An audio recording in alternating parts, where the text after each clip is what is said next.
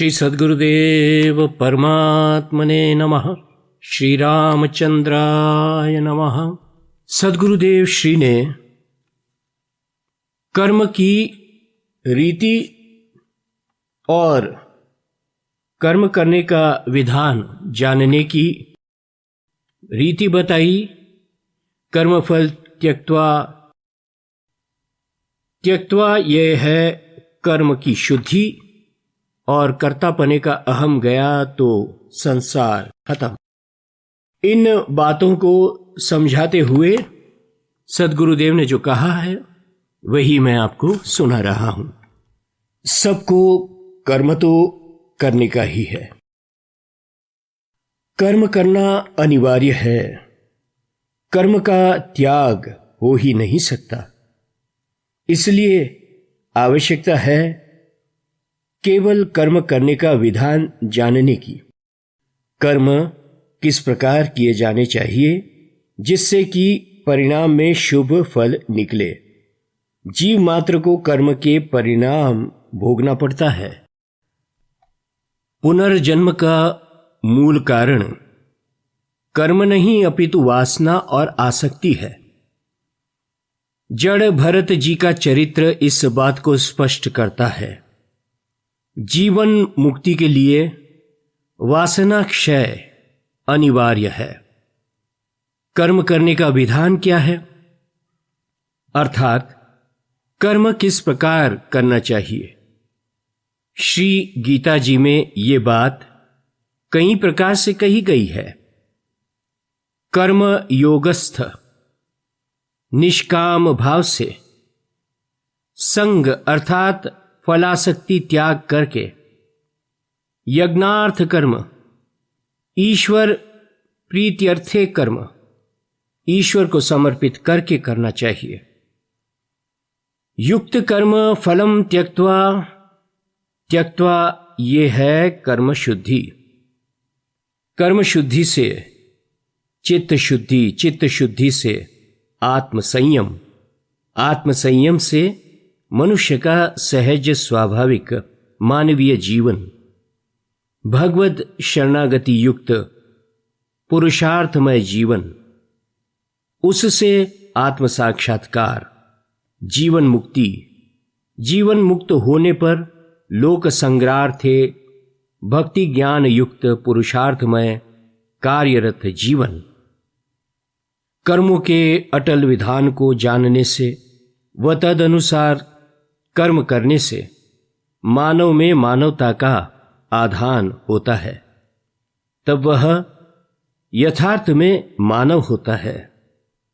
ईश्वर को पहचानने के लिए सर्वप्रथम शर्त है कि मानव बनो, कारण कि ईश्वर प्राप्ति का अधिकार केवल मानव को ही है। कर्म जीवित है तब तक आध्यात्मिक कुछ होता नहीं।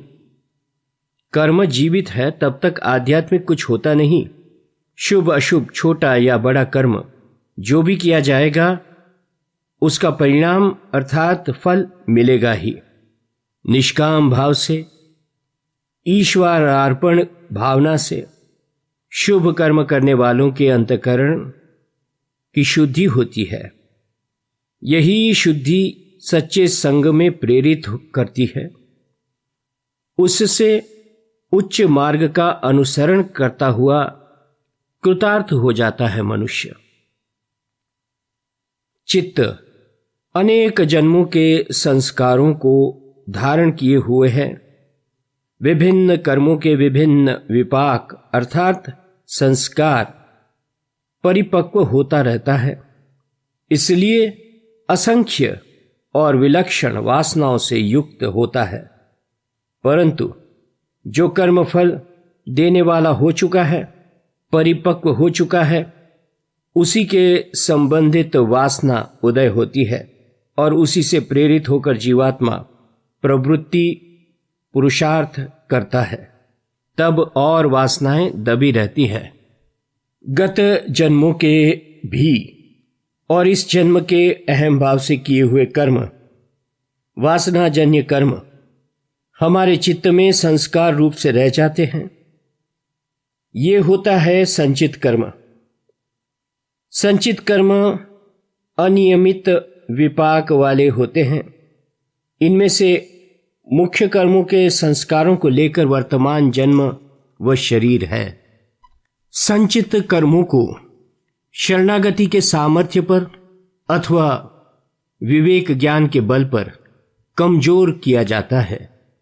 जिस प्रकार बीजों को सेकने पर उगते नहीं, अर्थात सामर्थ्य वाला योगी स्वयं संचित को दग्ध बीज तुल्य कर सकता है। योग प्रदीप कैवल्यपाद सूत्र 4। वर्तमान में जो कर्म होते हैं उसे क्रियमाण कहा है। यहां पर हमारी समझदारी बढ़ाकर अर्थात विवेक बुद्धि से उच्च स्तर के अच्छे कर्मों को करके क्रियमाण को शुद्ध करते हुए उच्च स्तर पर उठ सकते हैं।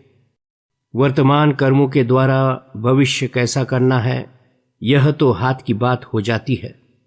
मनुष्य स्वयं अपने कर्मों के द्वारा अपना भाग्य निर्माण करता है, अर्थात मनुष्य स्वयं ही अपना भाग्य विधाता है। अपने स्वयं किए हुए कर्मों के फल अपने को ही भुगतने हैं और अपने ही पुरुषार्थ से अपने को मुक्त होने का है। दूसरा कोई पुरुषार्थ करे और हमें उसका फल मिल जाएगा, ऐसा नहीं है। इसलिए गुरुदेव कहते हैं कि मैं दावे के साथ कहता हूं कि तुम्हारा सदाचार कदापि निष्फल नहीं जाएगा, निष्फल नहीं रहेगा। पुरुषार्थ कर्म करने की अबाधित स्वतंत्रता केवल मनुष्य को प्राप्त है। यदि ऐसी स्वतंत्रता न हो तो नीति पालन इत्यादि सब निरर्थक और अशक्य ही हो जाता है। जो वैसा नहीं है, यही हमारे सामने आज पर्यंत की हकीकत है। अहम भाव से रहित भगवदार्पण बुद्धिभाव से जो क्रियामाण कर्म किया जाता है, अर्थात अल्पित भाव से, तो उस कर्म का स्पर्श नहीं रहता। क्रियमाण का कर्ता हम न बने, इसकी सावधानी रखनी चाहिए। शरीर को लेकर शुभाशुभ कर्म अनिवार्य रूप से होंगे ही और कर्मों के शुभाशुभ फल भी होंगे ही। समाज का हिस्सा होता है मनुष्य। परस्पर में सहायता, मिलना जुलना, सहानुभूति, प्रेम, लागणी आदि मनुष्य को समाज से, रिश्तेदारों से मिलते हैं। हृदय दुख सुख पकड़ लेता है तो हृदय को लेकर मानवता पनपती है। मानवता ही विकास है। दया, प्रेम भाव, हमदर्दी, सहानुभूति रखना सबको यही अपेक्षित है। प्रारब्ध कर्म नियत विपाक फल देने वाले होते हैं। संचित कर्म आदि का एक तीव्रतम अंश वह प्रारब्ध है। परिणाम देने के लिए तत्पर रहता है, अर्थात अपना प्रभाव उत्पन्न करना प्रारंभ कर देता है। जिसको लेकर वर्तमान शरीर का अस्तित्व है उसे तो ज्ञानी अज्ञानी सभी को भुगतना पड़ता है। वहां समत्व से राग द्वेष रहित होकर भुगतने से वैसे ही अल्पित रहते हुए पूरे हो जाते हैं। गुरुदेव कहते हैं, मैं मानता हूं कि प्रारंभ में निष्काम कोई होता ही नहीं, हो ही नहीं सकता। सकाम से फिर निष्काम हो जाता है, पर पूर्ण काम तब जीवन मुक्त, फिर विदेह अवस्था, फिर मुक्त जीव। कर्तापन का अहम गया तो संसार खत्म। गुरुदेव कहते हैं, कामनाओं की पूर्ति चाहते हो तो कर्मानुष्ठान करना चाहिए।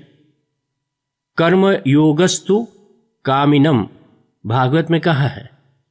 त्रिविधा माम सोमपाहा पूत पापा यज्ञैरिष्ट्वा स्वर्गतिम प्रार्थयन्ते। गीता जी में कहा है, अध्याय 9 श्लोक 20। गीता जी ने कहा है कि यज्ञों के द्वारा निष्पाप होकर मनुष्य स्वर्ग जाते हैं। यज्ञ शुद्ध होने चाहिए, शुद्ध मंत्र होना चाहिए, उनके शुद्ध उच्चारण होना चाहिए। साफ कहा गया है कि अमुक यज्ञ अर्थात अमुक कामना की सिद्धि के लिए अमुक निश्चित यज्ञ निश्चित देश काल में करो। इतने पर कामना की पूर्ति हुई तब भी क्या होता है? क्षीणे पुण्ये मर्त्य लोके विशन्ति, अर्थात उस पुण्य का क्षय हो जाने पर इस मृत्यु लोक में लौट आते हैं। सकाम कर्म करने वालों को इच्छित स्त्री पुत्र धन आदि अथवा स्वर्ग आदि सुख मिलते हैं। अब सकाम कर्मों का फल तो दे दिया, फिर भगवान को उनके लिए कृपा करने जैसा कुछ रहता नहीं है। पुण्य कर्मों के फल भोग लेने पर उसका 17 तत्व का वासनालिंग आकाश में मिलता है, वहाँ से वायु में मिलकर तेज में मिलता है, वहाँ से मेघमंडल में मिलता है, वहाँ से वृष्टि के बूंदों में मिलकर पृथ्वी पर पड़ता है। कोई खेत में बोए हुए अन्न में मिलता है, उस अन्न पुरुष जिमता है, वही पुरुष भावी पिता होता है। वही पुरुष के शरीर के नेत्र में से तेज का भाग, जीभ में से, नाक में से जल का तथा पृथ्वी का भाग इत्यादि मिलकर वीर्य उत्पन्न होता है। यही वीर्य से गर्भाधान होकर 9-10 महीने में बालक जन्म लेता है। ये चक्र बड़ा जटिल है। निष्कर्ष की कर्म अनुष्ठान का प्रयोजन है अंतःकरण की शुद्धि हो, कर्तव्य का पालन, शुभ कर्म का ही अनुष्ठान, सत्कर्म आदि सद्भावनाओं को पुष्ट करते हैं। कर्म, ज्ञान या भक्ति ये 3 अलग मार्ग नहीं हैं, अपितु लक्ष्य पूर्ति के लिए अनिवार्य और अविभाज्य ऐसा पूरा साधना मार्ग ही है। कर्म भी करना ही पड़ता है, ज्ञान भी होना चाहिए, फिर अनुष्ठान की लगन के बिना सब कर्म व ज्ञान ऐसा ही धरा रहे ना। सकाम अनुष्ठान से परम कल्याण नहीं होता। जप तप करके स्वर्ग कमाना ये है काम मजदूरों का। जितने भी सकाम कर्म हैं सब अपरमार्थिक है, इसलिए आत्यंतिक श्रेयार्थी स्वर्ग आदि सुख को भी नश्वर मानता है। जो कर्म मोक्ष के परांग मुख फलदायी होते हैं उन कर्मों का अनुष्ठान श्रेयार्थी लोग करते नहीं हैं। तब फिर सभी स्तुति व्रत आदि के अंत में उसके फल का कथन आता है। उसमें तो नश्वर सुख के फल का कहा जाता है, कहा होता है। सकाम जपताम पुंसाम तावान मात्रम फलम भवेत, निष्काम जपताम पुंसा मानत्यायोपकल्पयते। आत्यंतिक श्रेयार्थी तो अपवर्ग सुख को ही निसीम अनंत मानता है। कहता है ये प्रमाण घंटा घोष सर्वज्ञता है। निष्काम कर्मयोग के अनुष्ठान से मलदोष मिटता है। अनुराग पूर्ण उपासना से विक्षेप दोष निवृत्त होता है। तात्पर्य की कामना रहित होकर भगवान को अर्पण करता हुआ सर्व कर्म करता है, उसको लौकिक सुख भोग के पदार्थ और स्वर्ग आदि लोक मिलते नहीं हैं, लेकिन भगवत साक्षात्कार की ओर ले जाने वाली अंतःकरण की शुद्धि होने का फल मिलता है। कर्म जड़ है, चेतन प्रेरित है। ईश्वर सबके भीतर विराजमान है। हर एक कर्म करते समय कर्म की योग्यता के बारे में वही ईश्वर भीतर में बोलता है। इस प्रकार ईश्वर प्रत्येक कर्म क्रिया को देखता रहता है, उसकी योग्यता अयोग्यता को प्रकाशित करता रहता है। कारण, कर्म, उपाय और भाव प्रतिभाव सतत होता रहता है। सर्जन विनाश का विश्व चक्र चलता ही रहता है। ये कौन चलाता है? रोटी खाते हैं और उसका खून बनता है, ये कौन बनाता है? बीज में से वृक्ष कौन बनाता है? जो ये करता है वही ईश्वरत्व जड़ कर्म का कर्मफल भी बनाता है। वही फल उसी कर्मकर्ता को योग्य फल समय पर निश्चित पहुंचाता है, प्राप्त होता है।